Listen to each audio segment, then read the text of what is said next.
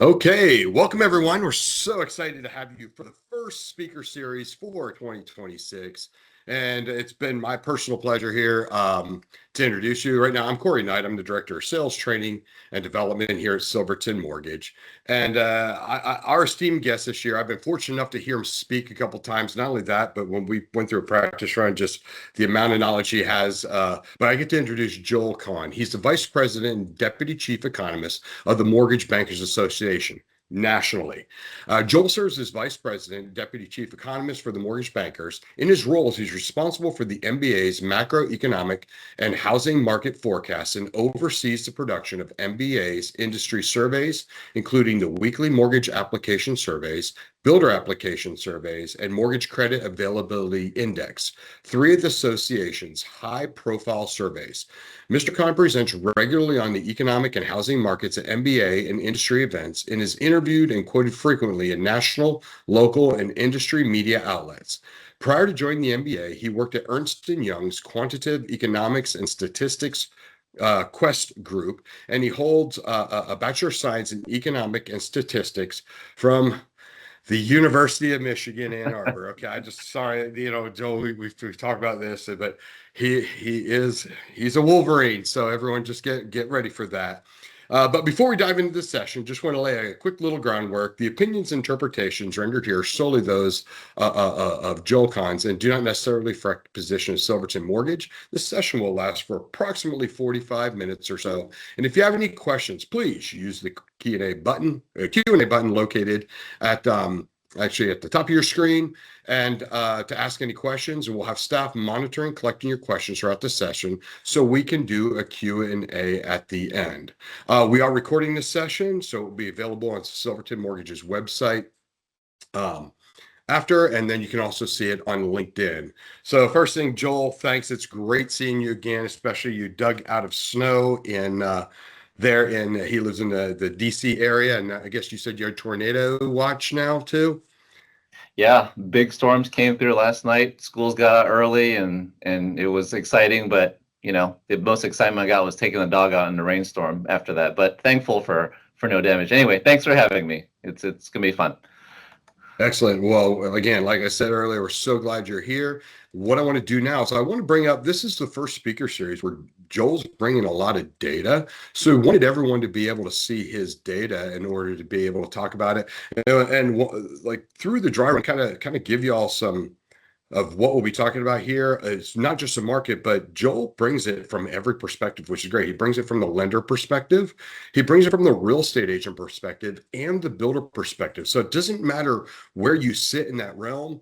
Joel's going to touch base on it for each of those things. So let me go ahead, let me share my screen here. That way y'all can see kind of what he brought to the table in order to show. Joel, if you just let me know that you can see the screen, Yep, I and can see it. excellent. Thanks. Okay, so first thing we want to start off with is basically the origination, because at the end of the day, it's origination that's where the market goes as far as who's buying, who's financing, everything like that. And you've got a lot here. So Joel, if you just go ahead and talk through this chart, and then we'll kind of break it down right after. Yeah, absolutely. I kind of half joke that this is the end of the movie, right? That we brought up front to say, okay, what do we think is going to happen in 26 and why? So thanks again, Corey, for the slides. And really, the starting point of the discussion really should be around what we think is going to happen to originations, right? For our industry. And so 8% growth is what we expect in terms of dollars for 2026. About, I would say, 7% of growth on the purchase side. So that's the financing for people buying homes, obviously both new and existing, which I know we'll get to in a second. And then about 10% growth in terms of refi originations. So refinancing is still happening despite where rates are and where rates have gone. And so, that 8% number you see here really being driven by, I would say, pretty even growth between the two categories, but for very different reasons, obviously. And which we'll dive into. Okay, so Joel, when you go into like, let's take a look at the purchase and this refinance market. If I've noticed, like you kind of have it going. Where do you think the rate will do, and how do you think that will drive? I guess we'll be getting to that too on here, but kind of looking at this and seeing the market, you see again 8% growth. Yeah. What does that mean for like the average originator out there, even the agent, you know? Yeah, so I think one thing to point out too, and thanks for the reminder, is the context, right? So yes, 8% growth is what we're seeing in 26, and even the next few years, still looking at around 2.2 trillion.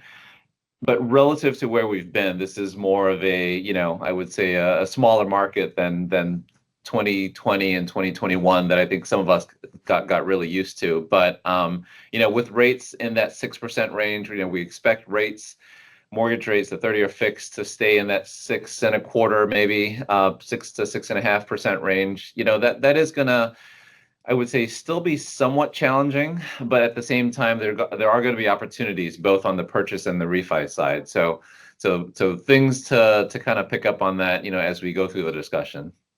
Okay. And then one thing I've noticed too is something that everyone's tired of the word the new norm.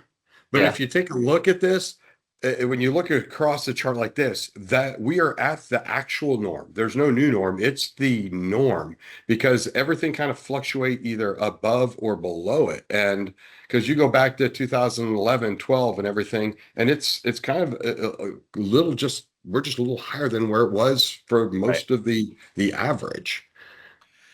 Yeah, I think for better or for worse, we like to think of the best years as sort of the normal years, right? And Right. one of the questions that we've gotten a lot is when will rates go back to 4%, or pick a lower number? And I think it's to your point. I mean, we don't like to say it's a new normal, but rates are really sort of I guess the going rate is what we're facing, right? It's not like we can't be waiting for rates to come back down, or whatever it is, because you got to do business today or tomorrow, and what we're dealing with is the movements, I guess, that we're seeing from a day-to-day basis right now.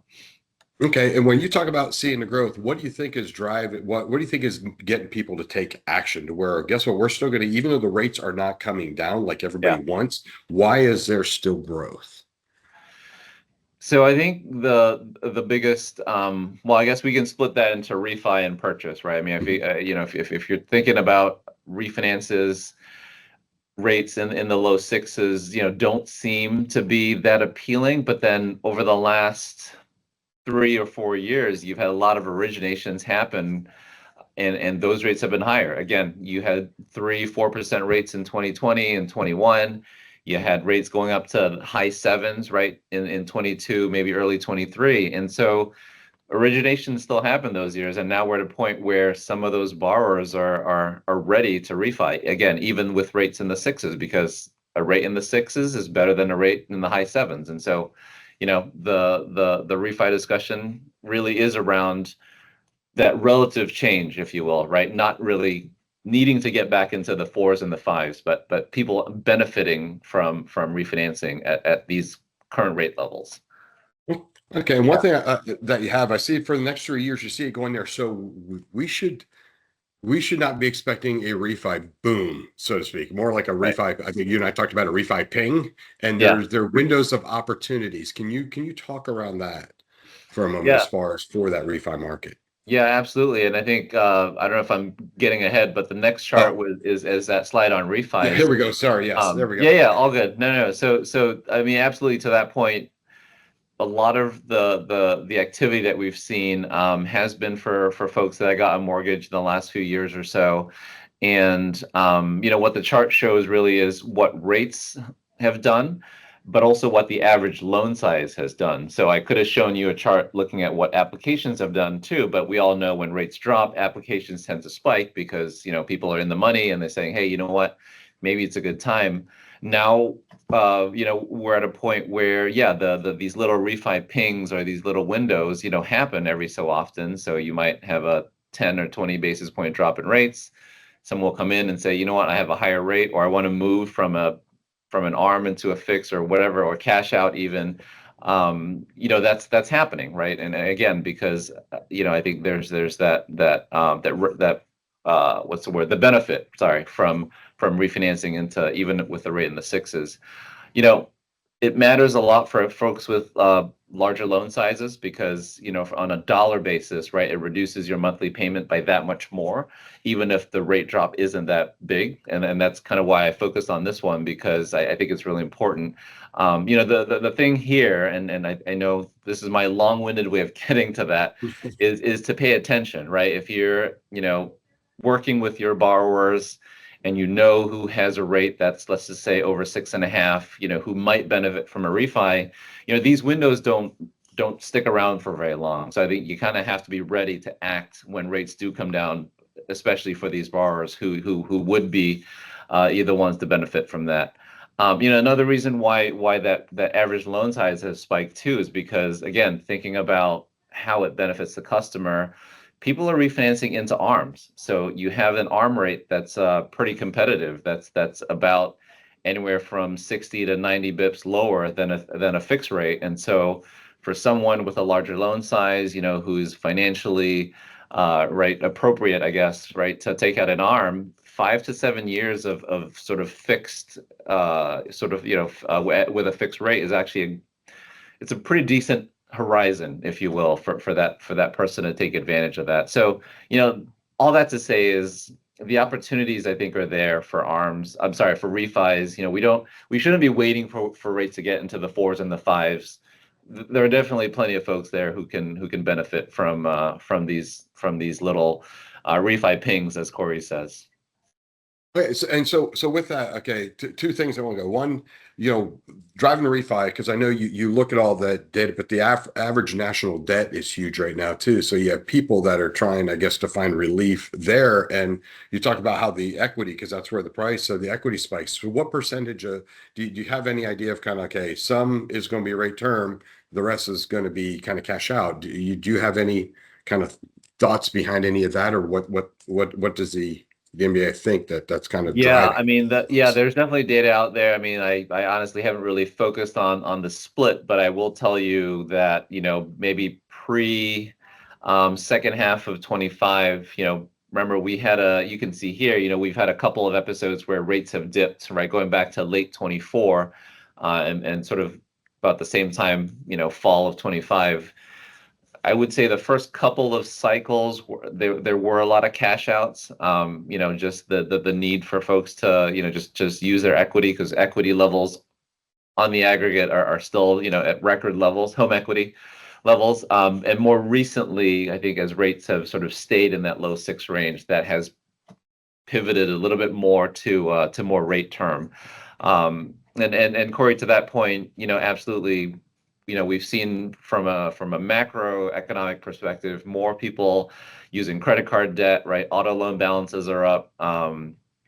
Student loan balances, we know are high too. So just the need to kind of consolidate some of that debt. A 6%, 6.25% mortgage rate is a lot better than a 25-30% APR on a credit card, right? So you've Right. seen some of that happen. And then even for those who don't want to lose their low rate, say, and they want to look for a home equity or a HELOC, some of those folks are actually using those for debt consolidation too. What was the second question? I know there's a second part to that. That I guess I just kind of want the other was like just rate term. Oh yeah, rate So term. Yeah. All right. Right. Yeah. so but the one question I did want to ask, I know we didn't go through this, right, but the arm rate, how popular are arms starting to become again in your prediction as far as for people taking them? Yeah, Or so for conventional arms, I think right now it's around 10% of applications that we're seeing are agency, oh not agency, sorry, conventional. So these are typically going to be balance sheet, right? But at the same time, we know that there are other non-agency options too. So about 10% are arms, and unfortunately, I know we're talking about refis, and arms obviously are popular on the purchase side too, but we're getting these rate increases, I know, which we'll get to right around spring home buying season. I feel like it's happened for like the last 3 or 4 years. Every time we're right at the start of spring home buying season, something pushes rates higher. So the armchair really might be something to watch, right, over the next few months or so, depending on what rates do, because people are starting to come out and look for homes and even list homes. So Yeah, I mean, 10% arm share is what we're seeing on the conventional side, and that's based on units. So, arms are larger in loan size. So in dollars, that's over 20% of dollars, Wow. are Okay. accounted for by arms. Yeah. Okay, well, let me go ahead. Let's go ahead. Just jump to the gross sales because that's where, like, when you think spring market, you think everyone's the flowers are blooming. It's time for a Yeah. new house. Right. So go ahead and kind of dive on into this, and for this will help with a lot of the agents and even the builders out there, as well as the originator that goes, okay, here's what we should be seeing. Go ahead if you can walk us through this. Yeah, so this is a chart showing what our forecast for home sales looks like, and you can kind of color in the 2025 numbers because those are pretty much baked in pretty close to what you're seeing here. But I think anyway, the focus is on 2026, right? And so both for existing and new, we have about an 8% growth rate for different reasons, which we'll get to. And so, that's going to support a lot of that purchase originations forecast that we showed, right at the top. So again, existing and new home sales, both with about an 8% growth rate. On the existing side, a lot of that is being driven by housing inventory. So really just more units coming back on the market for sale, listed, listings are up. And so, we went from a time where inventory was so tight that even folks that wanted to buy weren't really willing to kind of go out there and take the chance because, you really only have one or two choices.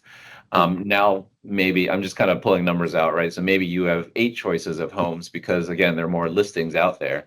And that's really important because there are a number of factors why. So the first is that lock-in effect. So you remember, lots of people have talked about that over the last 2 years where lots of originations were done in 2020 and 21 with rates below 5%, below 4% even. Um, and so what happened was, excuse me, lots of homeowners are just not willing to sell because why would I give up a 3 or 4% mortgage rate, buy a new house when that rate is 6, 7, even 8%? So over time, that has started to sort of fade a little bit. Life happens, right? And so, um, Corey, you and I talked about the sort of the life reasons, but maybe in a different way: death, divorce, diapers, downsizing, other D's, I guess, related to that. So, the farther we get from 2020 and 21, I think that trade-off sort of weakens because, you got to move because you're starting a family or you get a new job or you're just sick of the old house, right? Like these things start to kind of weigh down. And like I said, if you're giving up on a low rate, going into something with a higher rate, having more choices matters, right? You want to have more choices if you're going to give up your lower rate. So that's really a lot of the existing, on the existing home sales side. On the new home sales growth that we're expecting, a little bit of a different perspective. I mean, inventory too matters. Um, but just across the country, and I think this is kind of where we also get into that geography discussion. Some markets just have more newly built supply than others, and so we're starting to see more concessions, buy downs, just incentives, right, for someone to pick up a newly built home that's been sitting for a while. Right now, the month supply I think is around 8 month supply of new construction.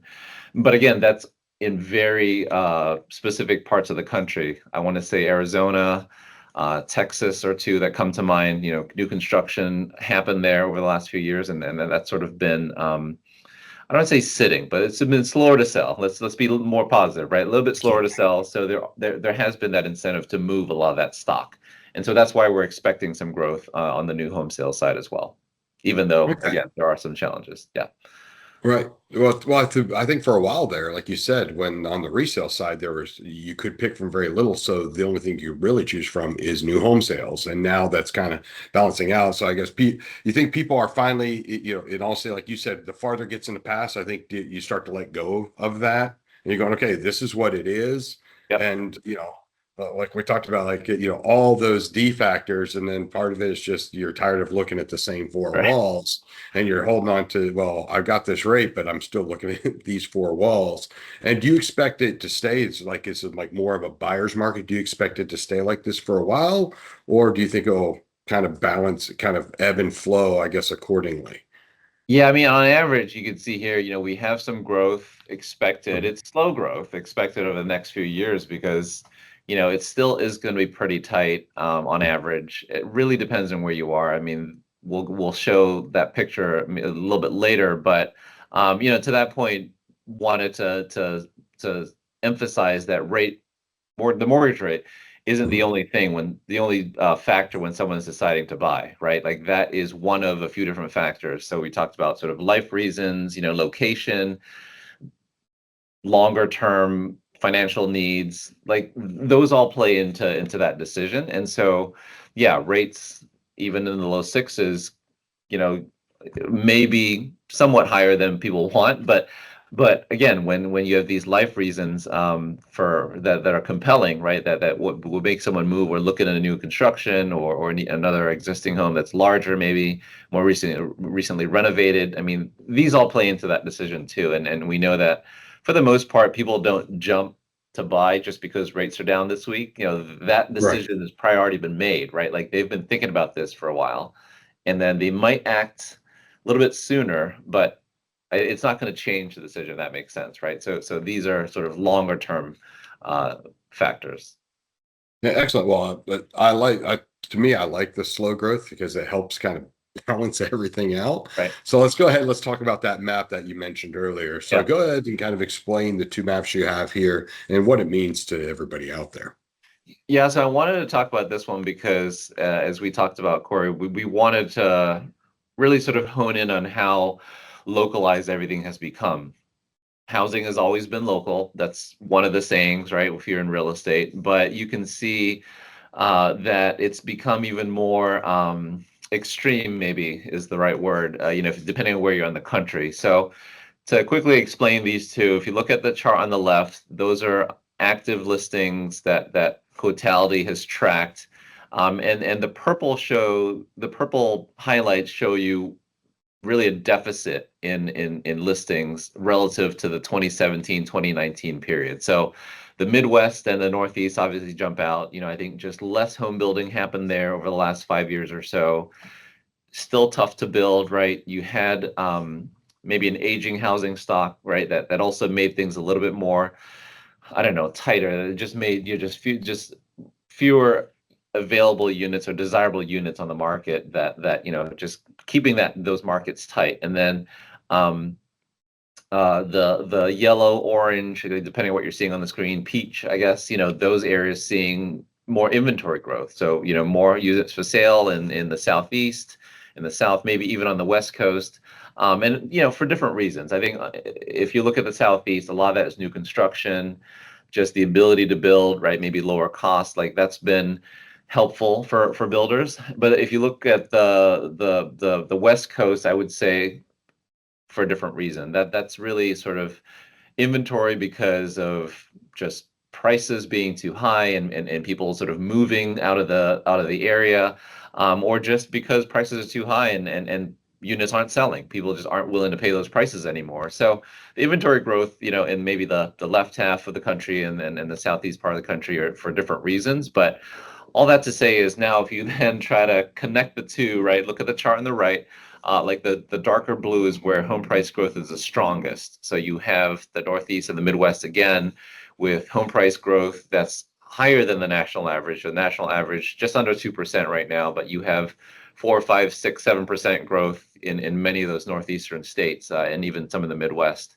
And then you have a much, I guess, not much, but slightly lower level of home price growth, and actually, even some home price declines at the end of 2025 in some of those states because they have had more inventory come online. Because as we all know, more inventory, less price competition. So you don't have as much of a upward pressure because of just bidding and competition. So anyway, hopefully that was useful, but wanted to kind of show the differences and kind of line these two charts up for you. Okay. And so now I guess seeing these, can you predict kind of like, okay, this is kind of where people are moving and that's why they're building so many, or like you said, for California, they're leaving California and kind of coming out to the south and southeast, Yeah. and therefore the buildings going there, which is the change in the two, and then the Northeast, they just don't have land to build on, I don't think. Right. Yeah, in the Northeast, we definitely have heard that land and then permitting, zoning, it's just harder, right? Like it's just harder to find open lots, and then you have to get them approved, and it just takes longer for that to happen. So yeah, so still tough to build in the Northeast, but to your point, I think the most widely discussed moves really were from the West Coast to some of the more, I guess, accessible areas in terms of building. So definitely lots of discussion around moving from California to Texas and Florida, even Georgia, right? And the Northeast for a while and Midwest too. I think there was a lot of out migration, but for whatever reason that seems to have slowed a little. Maybe that's sort of leveled off, but that also maybe shows you how underbuilt we were over the last, I don't Mm. know, 15 years coming out of the great financial crisis. Because even with the underbuilding, and the combination of the underbuilding and the outflows of some of these populations in the Northeast and the Midwest, that inventory is still tight, right? It's still expensive, really. So yeah, I mean, definitely some moving around, and I think we covered some of those reasons: family, jobs, etc. But you also still have hybrid work that's still in play, remote work. So some of that may be a little bit less than we otherwise would have thought, because some people are able to work from home in some of these states. But I know that's kind of coming down a little bit recently. Okay, so what does this, I guess, to go for the real estate agent builder perspective, what does that mean for them as far as when they look at this, they're like, okay, what does this, yeah, I'm an agent. So in Georgia, what does that mean for me? Or I'm building in Florida, what does that mean for me? Can you kind of give their perspective on this? Yeah, I think it kind of goes back to the general sort of discussion on, who's buying, right? Like who's out there in the market, who's shopping, and what do they need? I think a good example maybe is to bring up the first time home buyer. So we know that we have a pretty sizable sized age cohort that's already in prime home buying age, maybe getting to that point. And for, again, the last 15 years, we haven't been building a lot, and we definitely have not been building enough entry level units, starter homes.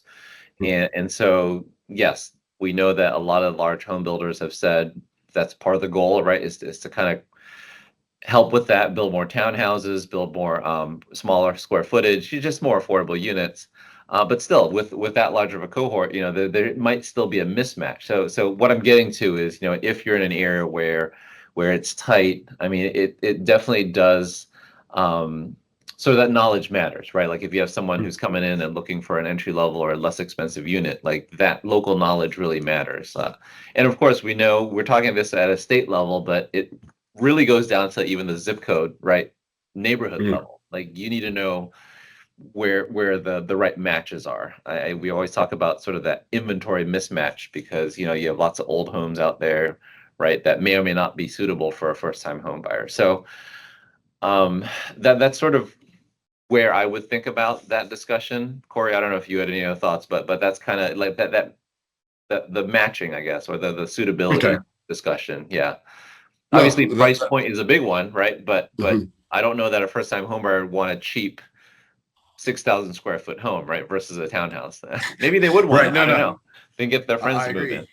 Just like well, nowadays you have families that are doing it just because of the Right. affordability, the Yeah. portion of it. And one thing that's neat, some of the builders we work with, I see exactly what you're saying. They're starting to find, okay, we got to come with a more entry level in order to suit that need. And again, then they're looking at buying some of these older homes, which then you need the money to put into it in order to get them Right. to where they don't have issues or anything Yeah. else. And I think the other thing, Um, Corey, too, is amenities, right? So if we're oh if, yeah. if we're looking at younger buyers, younger families, the proximity to shopping and restaurants and all that, and work even, right? Like that matters, right? So it's also sort of the need for a developed, I don't know, neighborhood, if you will, right? Or just being close to stuff. Highly technical, but yeah. Okay, now what's interesting is when you look at this, okay, you see the people moving, and I guess for the 8% the growth that we're looking at, that's nationally. Some of these areas are going to be high growth, and Right. and some are are low growth? Because here we talk about the moving, but where do you, again, I know part of it's moving the job, but Mhm. overall, I guess real estate agents should just look, okay, right now, here's an opportunity in my area and kind of what do I need to, I guess, what should they target in on in order to try to really push, saying, here's what I should look at going this year and in order to help maximize my business. I think affordability is still a big one because, yeah, we talk about what you're seeing here in terms of where the inventory is, where home price growth is coming down. But you also got to remember home price growth nationally, let's say, is 2%. You know, our forecast is for about pretty flat home price growth.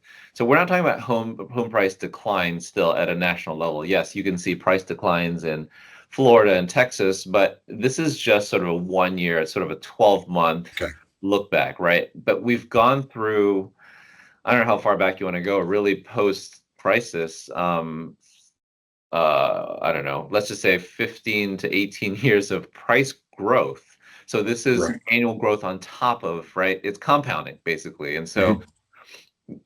there is a bit of relief right now in terms of things just not getting more expensive, but they're still expensive. So what I was getting Okay. to was the affordability thing because we got to qualify borrowers, right? We got to make sure that the home buyer is in the right house and has the right amount of payment because it's not just getting them in the door, right? It's keeping them in the home too. So the affordability discussion is huge, especially, yes, inventory's out there, that's great, and it's less competitive, but we also have to be mindful of that too.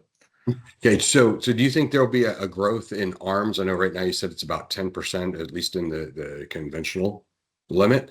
Do you think that will grow in to help with that affordability I think, over? yeah, I think there's definitely a potential for that. I mean, it's a very useful loan type, right? When Mhm. someone is looking to get in, but again, I think you still have to qualify the bar. The bar still has to qualify, Right. right? And it may be more difficult, I think, relative to other loan types out there, like FHA or just a regular conforming.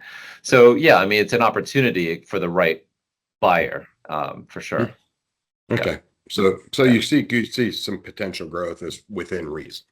yeah, absolutely. Okay, so let's talk about what everybody wants to know. I need you to look in your magic 8 ball right now. Give it a good shake and say, here's what the Fed's going to do this year with all the crazy things going on in the world.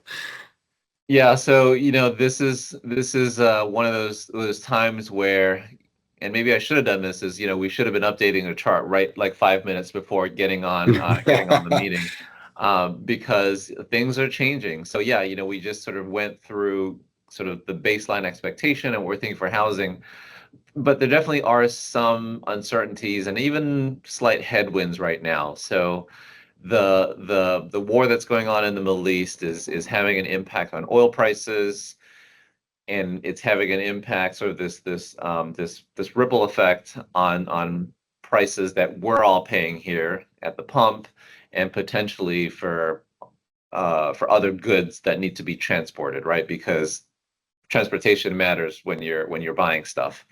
And so that has the potential, again, we don't know where how this is going to sort of play out in the next month or two, but it has the potential for, again, more expensive. Things are more expensive. People might be pulling back on how much they're buying, and even companies might have to sort of adjust on the margin. But again, this is sort of one of the possible outcomes. But maybe more importantly for this group and for rates is that usually when you have a big global geopolitical event like a war or conflict, that tends to pull rates lower because what happens is there's what we call a flight to quality, where investors buy US treasuries because it's a safer asset than what's out there, because usually you get a lot of stock market volatility, there's more uncertainty around broader economic activity. But right now we're actually seeing rates go higher. And that ties back to that oil price discussion, because this is an inflationary shock. So this basically is causing inflation to, or it's a possibility that inflation will be higher over the next few months or so. And so that's actually pushing rates higher, which, like I said at the beginning, it's not coming at a good time for spring home buying. So I wish the news were better, but that is unfortunately what we've been facing over the last couple of weeks, where rates have been pushed higher because of what's happening, because of the inflationary shock.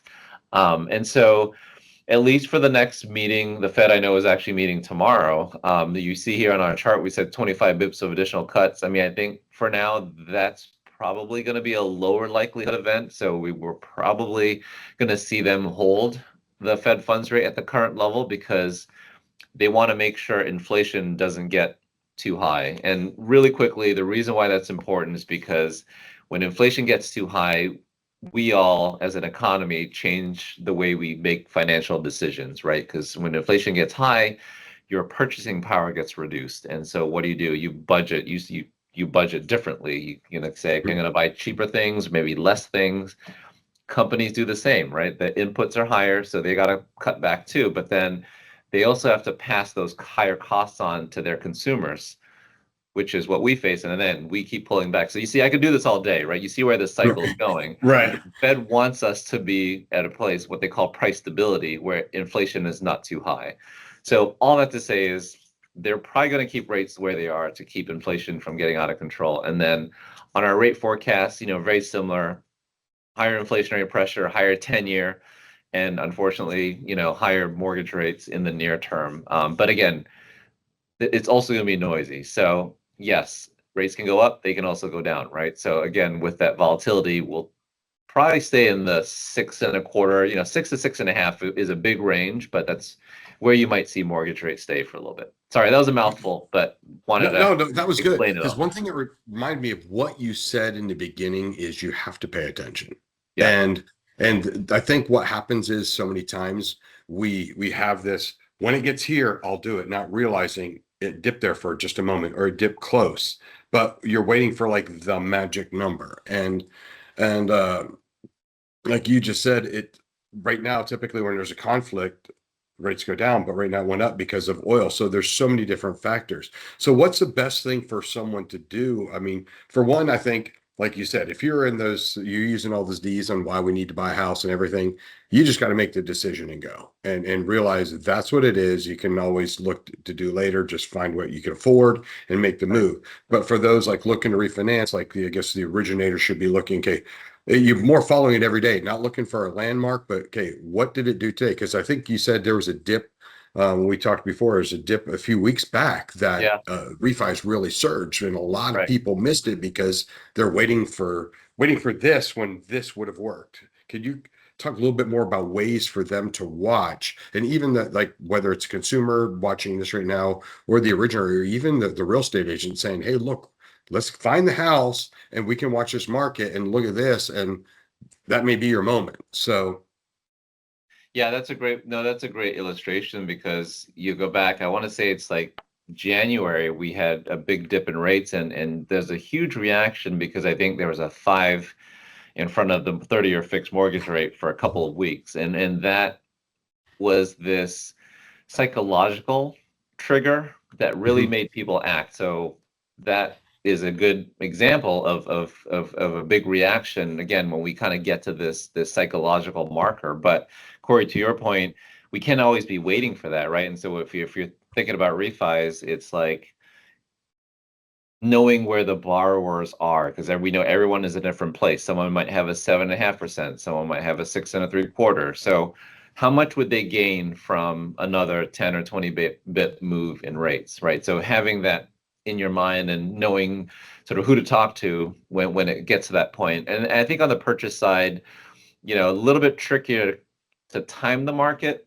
It is a variety of different factors that drive that purchase decision. But if someone is already in the market and they have 4 or 5 properties that they're thinking about, and then there is a favorable move in rates, then it definitely helps to move quickly, whether you're a lender or a real estate agent, right, to help that borrower get that rate locked and get that process mhm, done in a timely fashion because that will matter to them in terms of sort of the reduction in the monthly payment, right? It helps with affordability, right? It helps with just maintaining home ownership. So, and then the right product type. So we talked about ARMs, maybe we touched on FHA a little bit for first-time home buyers. That all matters now. I think, lenders are or certainly they have many different products out there available, and it's finding the right one right at the right time.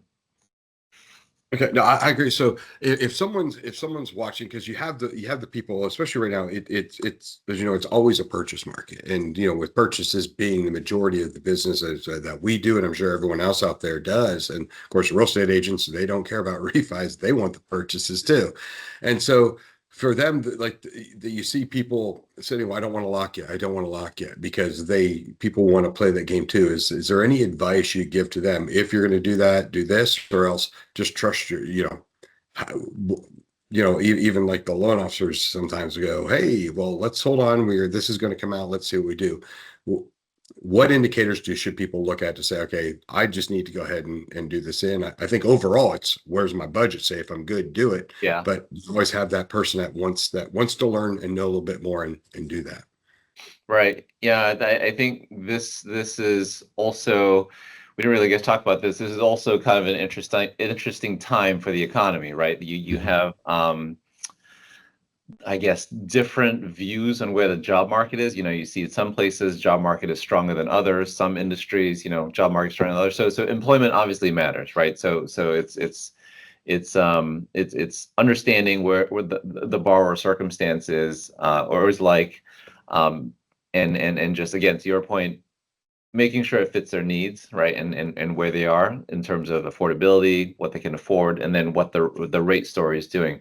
The other thing that I was thinking about too was new versus existing. I think sometimes people are set on a certain path, but there may be a better alternative right on the other side. So if someone's looking at an existing, maybe there's a new construction that is worth considering. So things like that. There's so many things that kind of play into it.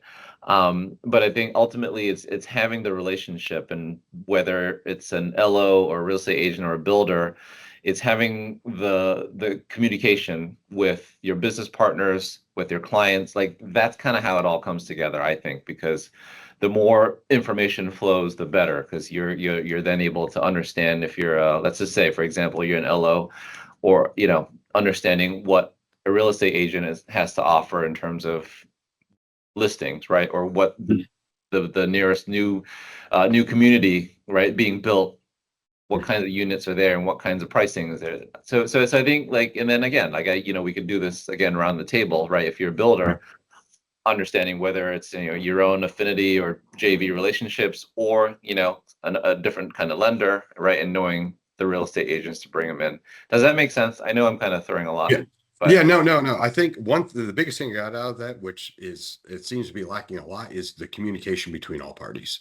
yeah, Because there's something that can help everybody make it, more attainable, I guess is a good word for it. right, And I think just having the communication, knowing what products are available, the person's situation, really walking through their budget. And then, like you said, new versus existing, because new, you could have some incentives. You don't have to yeah, worry about anything breaking down right away. So if you're very limited in liquid assets, that may be the way to go in comparison to you might get this deal over here on this resale or where you want, but it it could take other things. So I think that communication is great. And we kind of come to the end of my questions here because I see the questions starting to come in here. So for the Q&A for Joel, I don't want to manipulate all his time because him and I have already talked through this.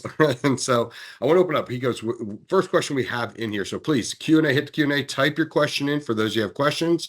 And we'll go through those. The first one, with inventory starting to improve in some markets and life events pushing people to move despite higher rates, what opportunities do you see for real estate agents and builders in 2026?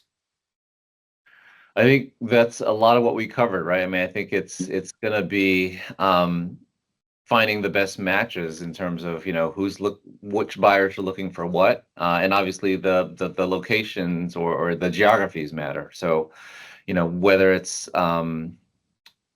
a price issue, so to speak, right? Or if it's a needs issue, like I think that all sort of um, back to what we just talked about. I mean, that all comes back to just the knowledge portion of it, the knowledge and the understanding of where things are, and obviously also what rates are doing, what loan products are available from on the lending side to get that borrower into a good situation. I don't know if I completely answered the question, but that's kind of how I have been thinking about that. Because it just is so unique depending on where you are and depending on who you're working Yeah. with. So I guess one thing, I guess to piggyback on that, no matter where you are, someone's going to buy, someone's going to sell. You know, and Yeah. it's just finding what's the best for them in their life situation, the story they have on why they're moving, and taking care of it there. Okay, next question. As an agent, what should we be telling clients about timing the market versus acting when the right home comes along? So Wow, bring that's a that tough ball one. back out, give it one more shake. Yeah.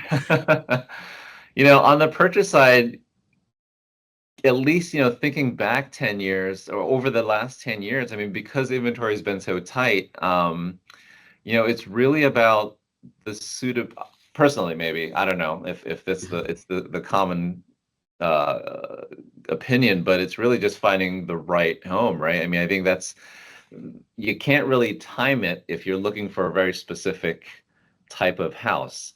But I guess if maybe you're only in it for a short to medium term, then maybe you grab the best deal that's available.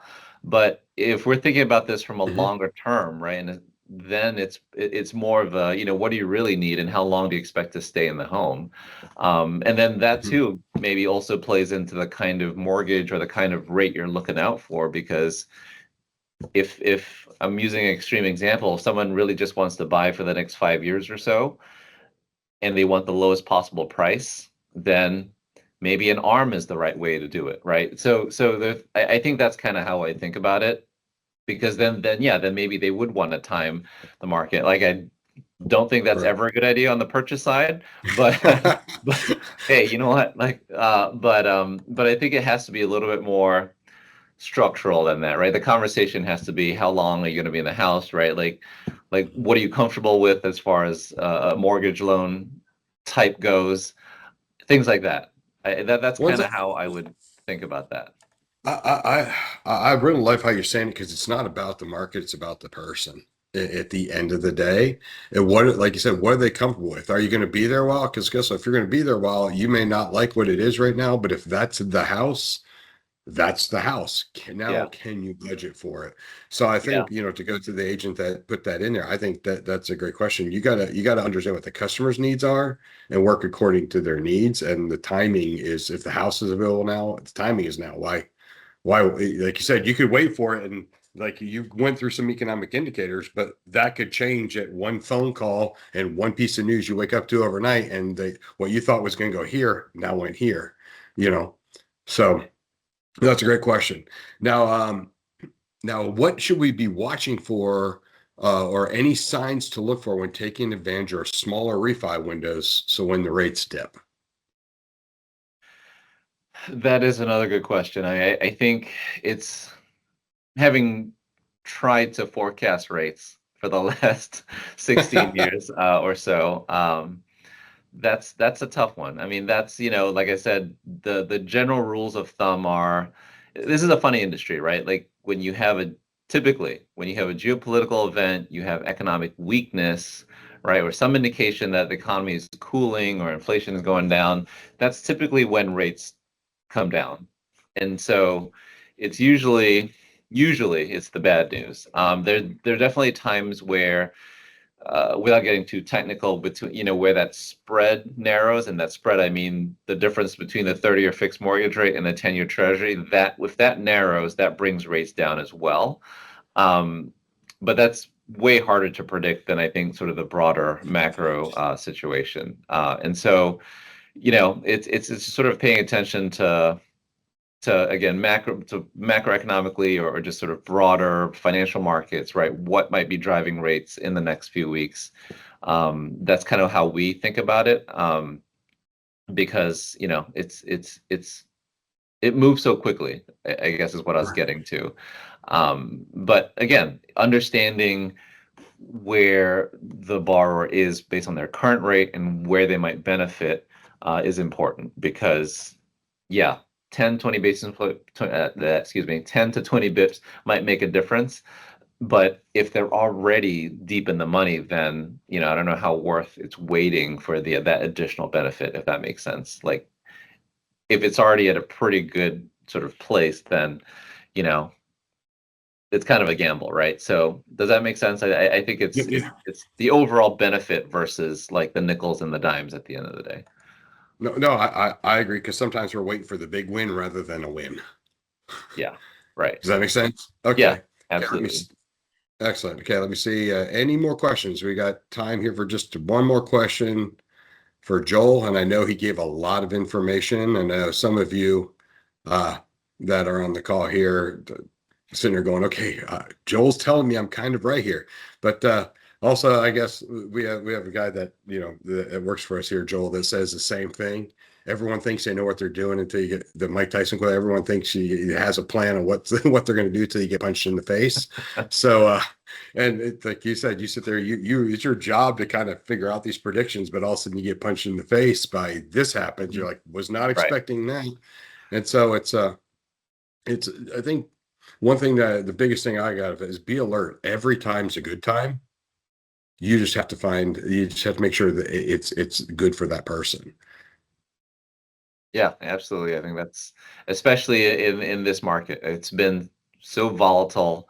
But there are definitely signs that for the purchase market, that we're headed in the right direction. I think the inventory is a big one, right? And even though we do get some of these macroeconomic headwinds, I mean, for the most part, it's loosening up and things are good for many households. So yeah. I agree. So, like one thing, just kind of recap a couple things. We're gonna wrap up here. One thing I got out of what you said is, guess what? Look at especially where the inventory is higher. Look at some of the new construction because they may be offering deals right now that you're not going to get 6, 8, 10 months from now. You know, so because a lot of times, like you said, people come in with preconditions. The primarily look at resales. Let's look at new construction. Let's look at the different options. I think as an agent, you need to explore the different options for your clients. And like you said, it really it doesn't matter what the rate is. In some ways, it matters what's best for the client. And I like the fact that you keep pointing back. Yes, the rate could do this, the rate could do that, but what's best for the client? What's best for the client? And I think the fact that one thing I like is that executive vice president for the NBA is going. It's about the client, folks. It's about the client. So at the end of the day, to me, it's what's best for your client. It's always a good time. What's the best time for your client? So thank you, Joel, for that.